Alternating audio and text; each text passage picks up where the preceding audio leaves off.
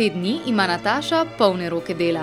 Izbira poročnega fotografa, snemalca in seveda glasbenike, ki bodo na veliki dan poskrbeli za nepozabno vzdušje. Glasba mora biti pa za vse okuse, to se pravi zabavna in narodno zabavna, torej pač malo harmonike mora biti obvezno, to je pa le del naše slovenske kulture, pa tudi neki za mlade, da bomo pa zdržali tam do naslednjega dne. Bodoča nevesta in njen zdaj še zaročenec Peter bosta usodni dan dahnila na skrivni lokaciji nekje na Dolenjskem. Bo v bistvu v krogu družine, ki bo velika, tako da bolj družinskega tipa.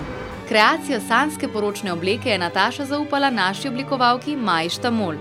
In ker ni zahtevna nevesta, Maji pušča povsem proste roke. Nisem tak tip, da bi zdaj pa mogel vse biti super popolno in ne vem, in tle roza trakec, tam roza uno, tako da pač ne vem, čim bolj preprosto pa brez kompliciranja, to je moj moto.